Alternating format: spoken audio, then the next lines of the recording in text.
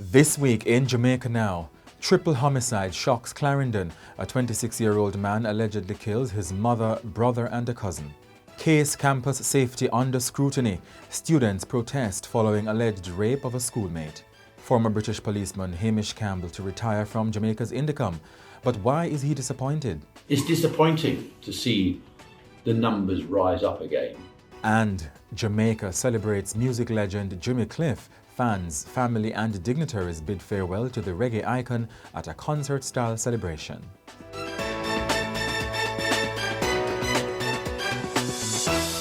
I'm Jovan Johnson and this is Jamaica Now.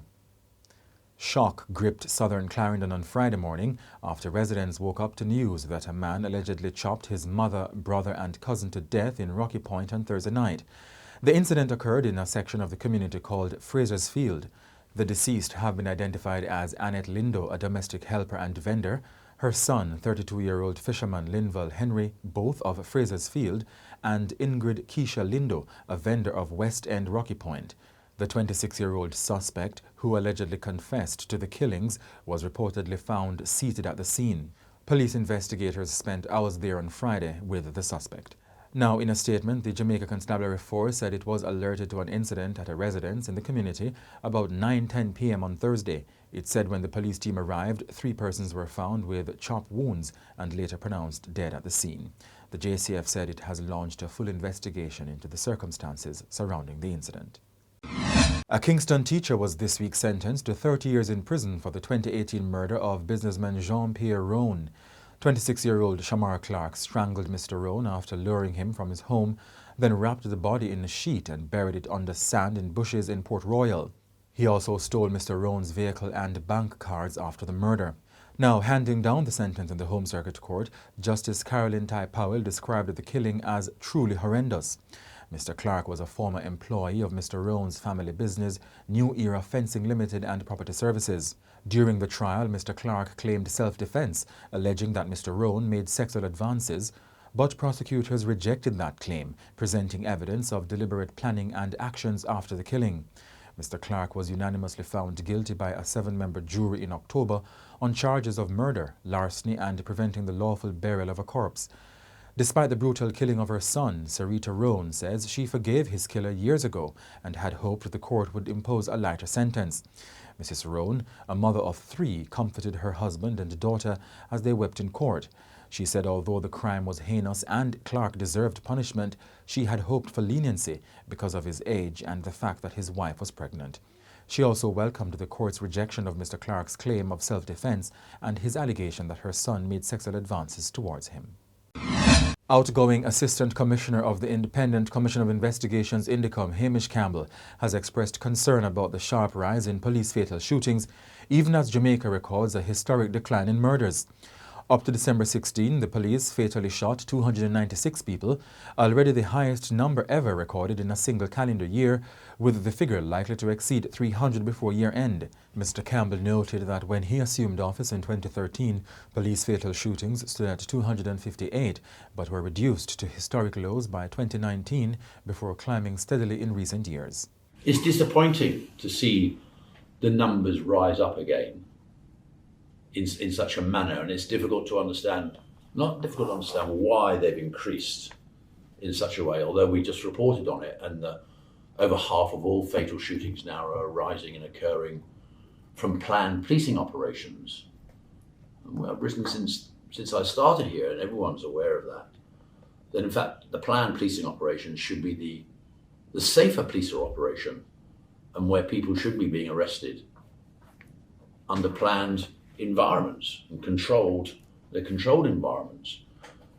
That's less, the spontaneous event where officers are ambushed or confronted by armed gunmen in the street or from robberies. The police have limited control over such events. But where they're going to premises with warrants and they've done intelligence gathering and they know who should be in there and everything else and are able to manage the scene and the environment, I wouldn't expect more than half of all shootings this year to come from that, and in 2024. Mr. Campbell's comments come amid a 42% reduction in murders for 2025 compared with 2024, a decline that, if sustained, would be the largest in nearly 4 decades. Despite the troubling shooting figures, Mr. Campbell said INDECOM's oversight has influenced police behaviour and reinforced accountability. He also acknowledged Jamaica's violent crime challenge, but questioned the credibility of many alleged police confrontations. Mr. Campbell retires at month-end and will be succeeded by Yannick Taylor-Wellington. Meanwhile, members of the Senate on Friday acknowledged the significant reduction in murders for this year. State Minister Abka Fitzhenley said the government and the police should be commended. This is not an occasion for a victory lap, sir, or a moment to gloat, because I believe as lawmakers we understand that in a society as small as Jamaica, population-wise, over 600 murders in a calendar year is way too many. However, progress has been made in the fight against violent crime. Indeed, murders in Jamaica have plummeted in 2025 by over 42%. And I believe it's very important that the Parliament of Jamaica makes a note of this development.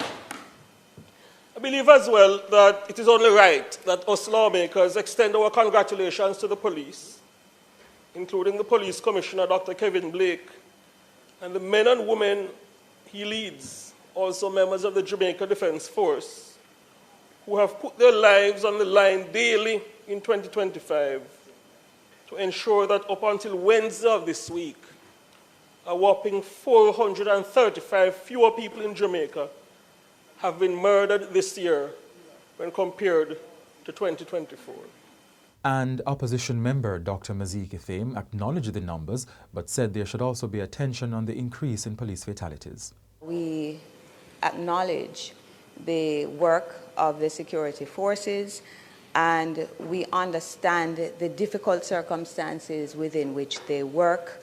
This is a society that is post-slavery, post-colonialism, and we are all living in the afterlife of the legacies of deep violence and deep inequality that finds its way into what we call crime today. In relation to this, we also acknowledge that the government has taken heed. We have long been championing the cause of intelligent policing. We acknowledge the decline in the use of SOEs has also come in tandem with this reduction in murders. But we also reiterate that we pay attention to INDECOM's charge that we don't want a situation where our public loses faith in the police because of the high fatalities that we are all seeing. The president of the College of Agriculture, Science and Education, CASE, Dr. Derek Deslandes, says the institution's lack of perimeter fencing and persistent power issues have left the Portland-based campus dangerously exposed. His comments follow protests by students on Tuesday at both the East and West campuses after the alleged rape of a student on the property on December 14. Dr. Deslandes said the campus remains wide open with no fencing and a tunnel under the railway allowing unrestricted access. He added that CASE cannot afford professional security, noting that previous costs rose beyond the institution's capacity. The college has since hired 12 contract workers, but admits this is inadequate, with watchmen and gatemen lacking basic defensive tools. Meanwhile, Portland Eastern Member of Parliament Isaac Buchanan has called on Gender Minister Olivia Grange to directly engage students and administrators. I am deeply concerned by the unfortunate and distressing ordeal involving a female student at the College of Agriculture, Science and Education, CASE, who was reportedly raped after exiting a taxi and while proceeding onto the campus. This incident has understandably caused fear, anger, and distress among students and the wider academic community. Sexual violence represents a serious violation of human rights and must be met with decisive, transparent, and compassionate action. As opposition spokesperson on youth and human rights, I'm formally calling on the Jamaica Constabulary Force to provide timely and appropriate updates on the status of the investigation, with relevant information being communicated to the institution through recognized student bodies, while fully safeguarding the privacy and dignity of the survivor. I further call on the relevant authorities, including campus security, transport regulators, and social support agencies, to urgently address the safety concerns highlighted by the incident.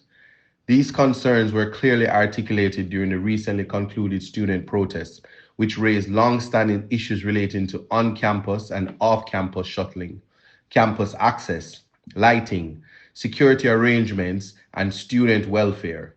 Additionally, I'm urging on the Honorable Olivia Grange, Minister of Culture, Gender, Entertainment, and Sports, to become directly engaged in this matter. I believe it is critical that the Minister meets with students, student leadership, and the school's administration to support the survivor, listen to the concerns raised, and assist in coordinating sustainable solutions to the issues identified. Our young people deserve safe learning environments where their dignity and security are protected. This moment requires leadership, accountability, and meaningful action.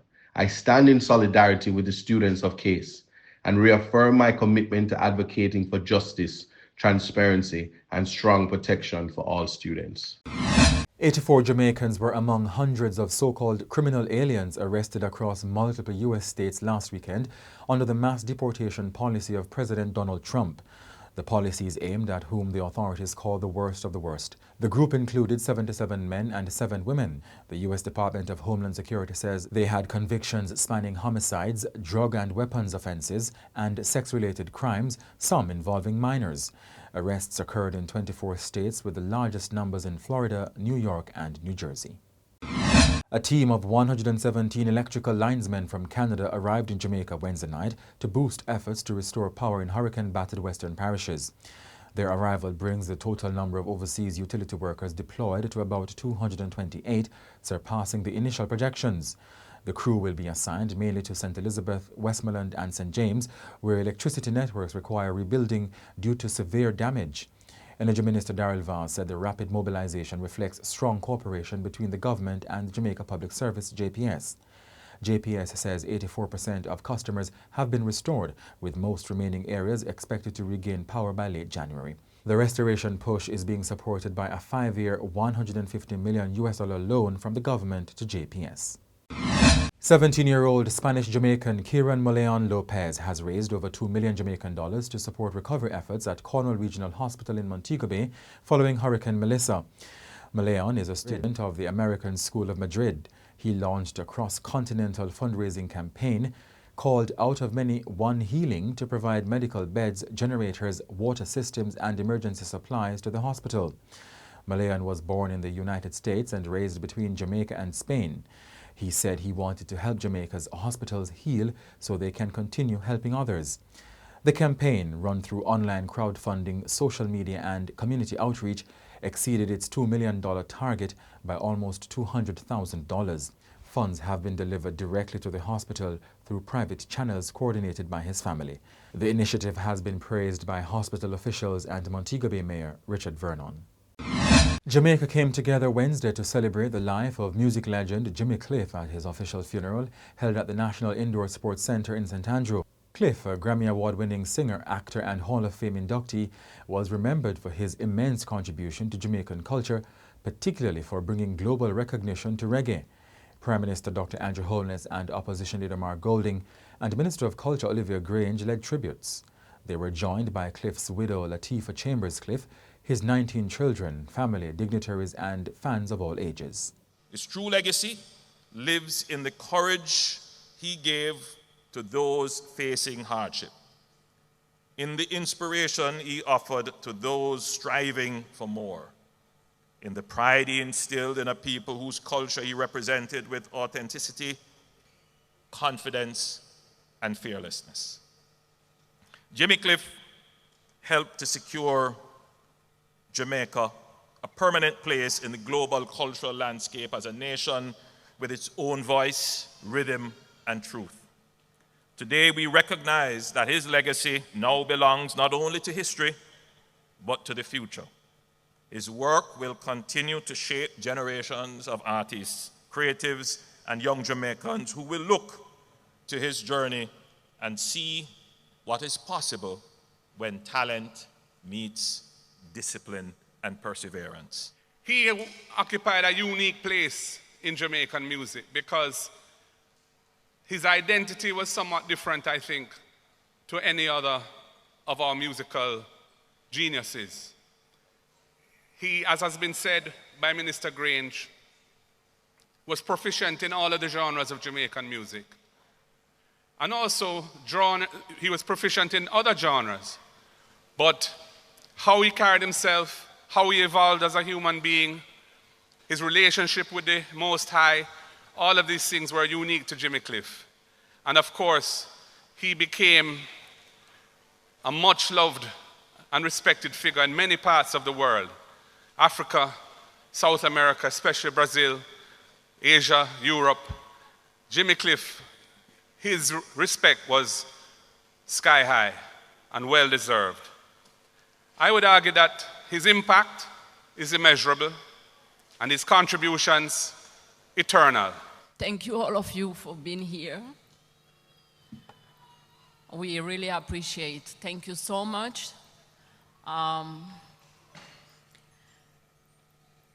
Thank you, the government, the Prime Minister, Honorable Olivia.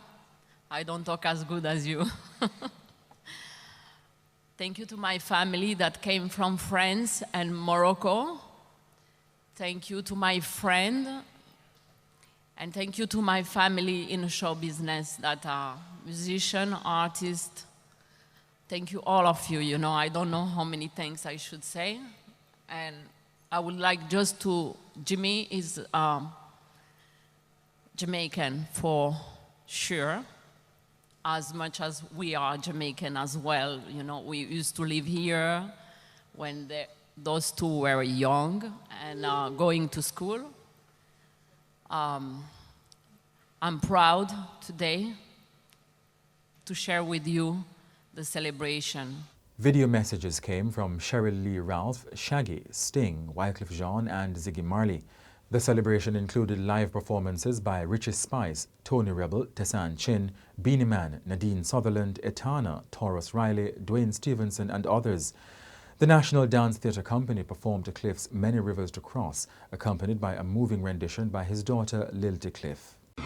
Tributes poured in this week following the sudden passing of Anthony Smith, Chief Executive Officer of the RJRGLEANER Communications Group. Mr. Smith died on December 14 after a brief illness. Culture, Gender, Entertainment and Sport Minister Olivia Grange said she was deeply saddened. She said with Mr. Smith's death, the country has lost an outstanding leader of the media fraternity. Governor-General Sir Patrick Allen described Mr. Smith's passing as a great loss to Jamaica's media and corporate landscape.